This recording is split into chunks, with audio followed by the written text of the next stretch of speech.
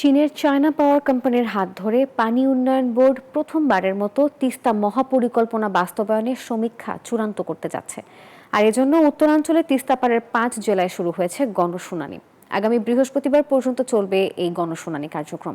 এতে চায়না কোম্পানির প্রতিনিধিরা তিস্তা নিয়ে তাদের আগের সমীক্ষা তুলে ধরছেন, যেখানে সরাসরি মত প্রকাশ করছেন তিস্তাপাড়ের বাসিন্দারা। রেজাউল করিম মানিকের তথ্য চিত্র দেখুন ডেস্ক রিপোর্ট। 5 দিনব্যাপী গণশুনানি দ্বিতীয় দিনে রংপুরে মুক্ত আলোচনায় কিভাবে বাস্তবায়িত হবে তিস্তা মহাপরিকল্পনা তা নিয়ে মতামত দেন তিস্তাপাড়ের মানুষ। কোনো কালক্ষেপণ না করে দ্রুত তিস্তা মহাপরিকল্পনা বাস্তবায়নে পদক্ষেপ নেওয়ার দাবি জানান গণশুনানিতে অংশ নেওয়া স্থানীয়রা। তিস্তা যে আশীর্বাদ, এই আশীর্বাদে রূপান্তরিত করার লক্ষ্যে আজকের আলোচনা। বর্তমান সরকার যে উদ্যোগ নিয়েছে, আশাবাদী যে এই সরকার যেন তিস্তা মহাপরিকল্পনা বাস্তবায়নের জন্য একটি রূপরেখা তৈরি করে এবং এই সরকারের আমলে যেন উদ্বোধনের একটা ব্যবস্থা করে। গণশুনানির মাধ্যমে সেই বিষয়টা যেন প্রতিফলিত হয়, এটাই কিন্তু মানুষ চাচ্ছে। এতে তিস্তাপাড়ের মানুষ বাঁচবে, রংপুর বিভাগ বাঁচবে।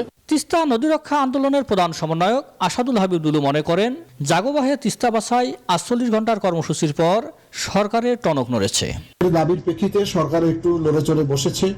ইতিমধ্যে সরকারের 2 জন উপদেষ্টা ওনারা তিস্তা পাড়ে এসে গণশুনানি করেছেন। আশা করি সরকার আমাদের এই দাবির প্রতি শ্রদ্ধা জানিয়ে অল্প সময়ের ভিতরে তিস্তা মহাপরিকল্পনা বাস্তবায়নের উদ্যোগ গ্রহণ করবেন। চায়না পাওয়ার বাংলাদেশের সিনিয়র এক্সপার্ট জানান, তিস্তা মহাপরিকল্পনা বাস্তবায়নে একটি সমঝোতা স্বাক্ষর হয়েছে। সমঝোতা যাচাই শেষ হলেই মূল কাজ শুরু হবে। এই সমঝোতা অনুযায়ী আমরা প্রথমে মহাপরিকল্পনা করেছি এবং পরবর্তীতে তিস্তা নদী প্রথম অগ্রাধিকার ভিত্তিতে গ্রহণ করা হয়েছে। আর পাওয়ার চায়নার কান্ট্রি ম্যানেজার বলেন, তারা আশাবাদী তিস্তা মহাপরিকল্পনা বাস্তবায়নে চায়না বাংলাদেশ দ্রুতই ঐক্যমতে পৌঁছাবে। We propose a few projects which we think is most important and most prioritized project. But Tista was luckily being selected as the first and the most important priority project.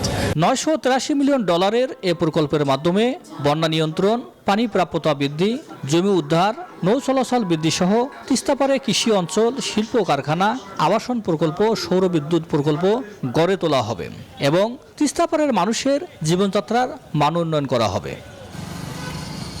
Rezaul Karim Manik, news 24, Rangpur.